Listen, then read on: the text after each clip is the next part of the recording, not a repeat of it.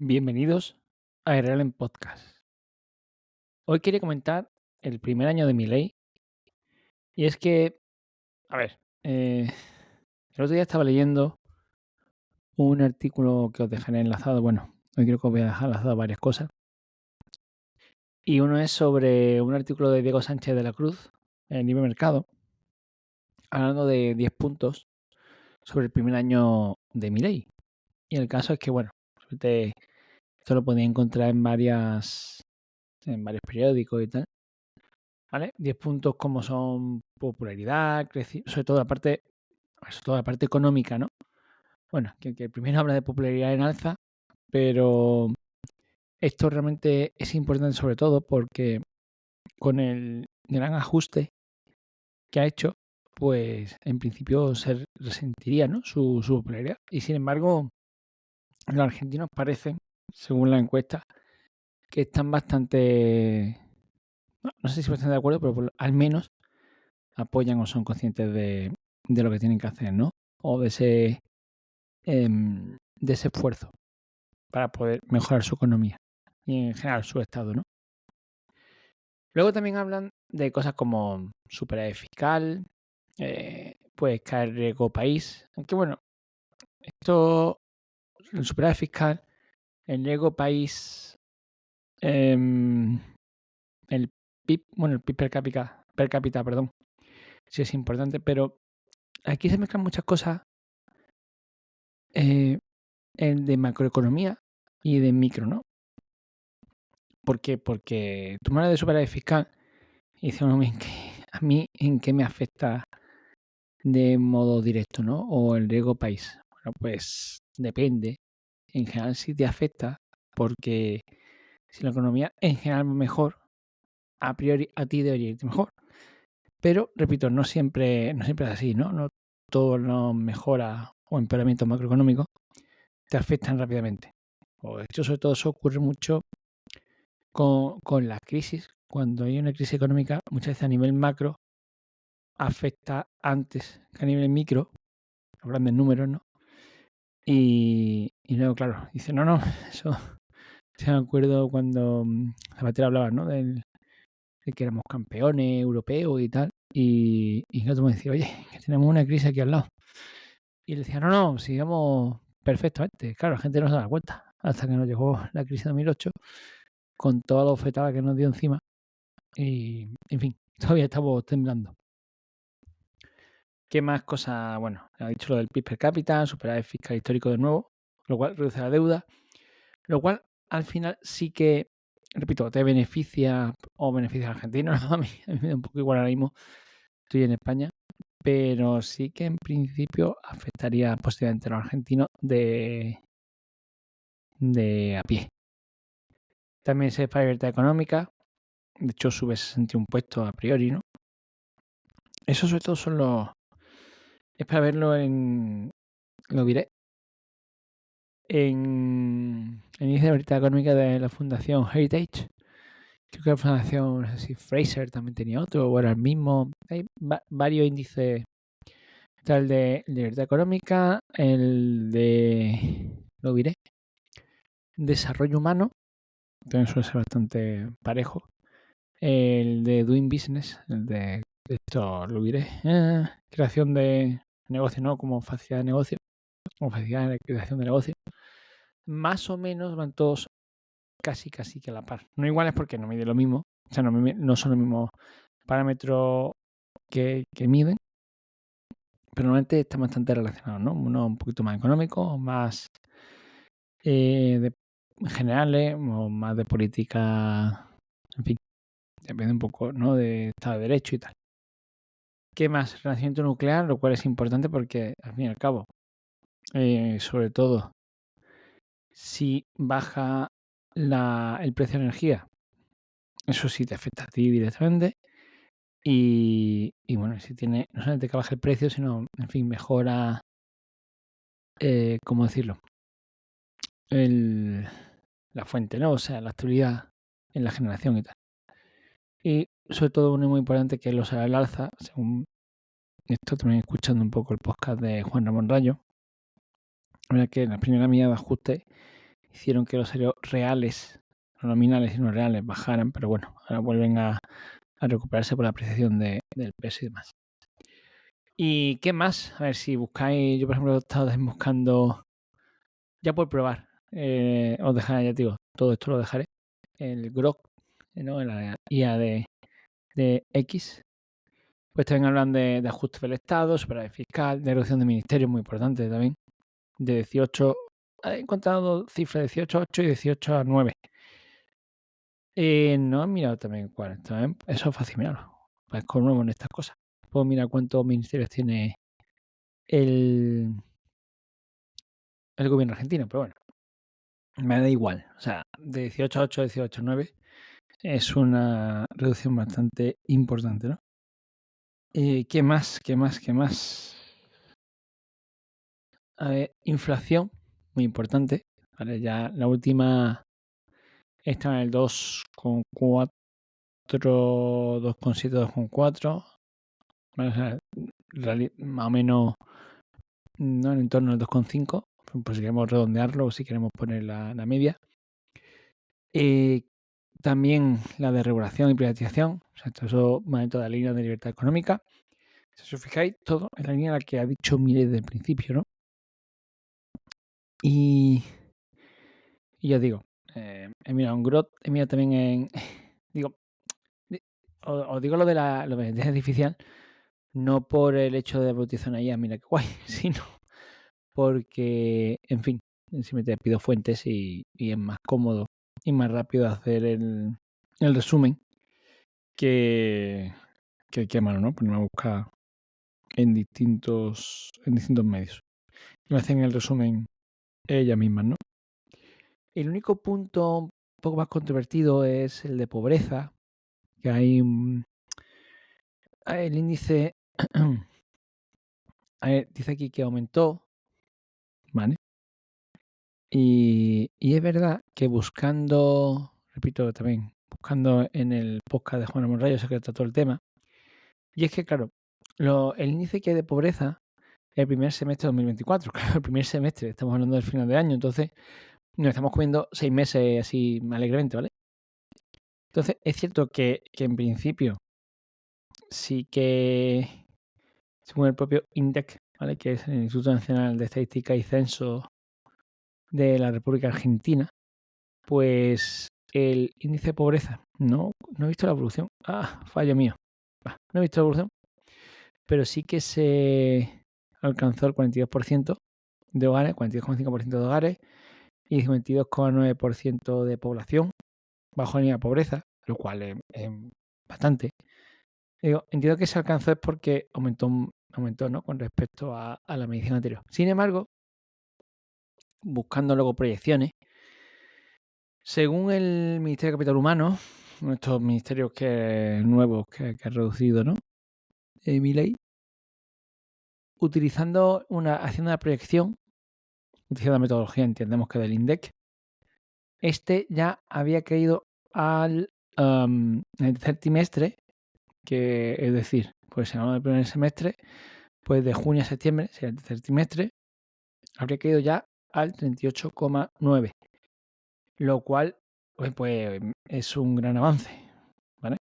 Yo digo que si nos fijamos, viene aquí, ya digo, os lo dejaré, ¿vale?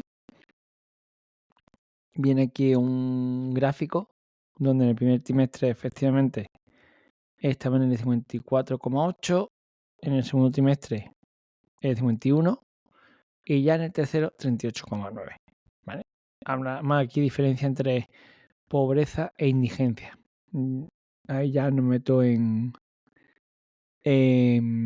detalles técnicos, pero bueno. Entonces, en general se puede decir que es un gran primer año, lo cual yo me alegro, pero sobre todo, más que todo este tipo de datos que bueno, uno puede decir, pues muy bien, ¿no? Son datos económicos, datos tal. Reconozco que a mí lo que más me sorprende de Milei, o me sorprende gratamente, como primer año de Milei, es que uno, ha sido coherente, es decir, desde antes de entrar en la presidencia, antes de ganar las elecciones, el discurso ya dijo por dónde iba y no engañó a nadie, no lo intentó edulcorar ni ocultar. Segundo, una vez que tuvo la presidencia, lo ha mantenido, ¿vale? De hecho, es lo que él decía, ¿no? Muchas veces cuando se tenía el Parlamento en contra y tal, es que preferían no aprobar algo que engañar a sus votantes y que engañar a los argentinos y que hacer una reforma a medias. Si hacía una reforma, la hacía bien. Como, no sé, ¿no? Pues, como lo hizo de liberalizar los alquileres o de reducción de 200, como ponía, ¿no? Todas las medidas que ponía, de 200 empresas o comisiones o chiringuitos, no sé cómo era exactamente esto, ¿no? A ver si lo miro, aquí. 200 instancias burocráticas, sea lo que sea, instancias, ¿no? Todas las oficinas, coordinaciones y demás. Entonces, el mantenerse ahí es muy importante porque muchas veces lo que ocurre es que, primero, llegan con discursos ocultos o no quieren explicar la realidad a los votantes. Segundo, si lo hacen o medio lo hacen, luego llegan a la presidencia y empiezan a cambiar, a ser gradualistas. Que mira, está siendo gradualista, o sea, no está haciendo todas las reformas y todos los cambios de una vez. De hecho, una de las críticas que le hizo Hermann Hoppe, una de las grandes cabezas en el sentido figurado, porque es inteligentísimo este hombre, pero una de las críticas que hizo es que no había cerrado todavía el Banco Central de Argentina. Y mira, ahí explicó que, oye, que no puedo hacerlo. O sea, porque eso hubiera generado tal caos monetario que hubiera sido peor el remedio con la enfermedad, ¿no? Entonces, es gradualista en el sentido práctico de sí, hay cosas que no puedo hacer, pues no puedo hacerlas todavía, pero sí que todo paso va en la misma dirección, ¿no? Eso también es de hacer. Y también eso, no amilanarse ni ante los enemigos, ni fijaos ante amigos, ¿no? Con amigos así, mejor no tener enemigos. Pero bueno, sin embargo, tiene otros como Walter Block o como Huerta Soto, como Juan Ramón Rayo, que en general lo apoyan. Bueno, Rayo es un poco más escéptico, ¿no? Pero Huerta Soto, creo que no. Aquí en ese sentido apoya bastante a Milei. Y Walter Block, sí, que le escucha un par de intervenciones o de podcast social españolmente. Y, uy, vaya manotazo acaba del micro. Espero que no se meta. Y sí que lo apoya. Y también otra cosa muy importante es que aparte de coherente, aparte de un gran economista, yo escucho intervenciones de Milei que no las entiendo bien. O sea, no. Sí, sé por dónde van los tiros, pero cuando empieza a hablar de teoría monetaria, de Banco Central y de cómo hacer cambio de tal, y en fin, yo reconozco que me pierdo un poco. Un poco porque es un lenguaje técnico, pero es que Milei es técnico, Milei es economista, sabe de lo que habla. Pero no solamente aparte de eso. Es un gran técnico en economía, es un gran liberal, y la tercera pata, que siempre obedecen los liberales, es un gran político. Curioso. Y va en relación con su popularidad. O sea, sabe llevar a cabo las medidas de forma que en la población, a priori, le sigue apoyando y las vende bien sin enmascarar, las repito.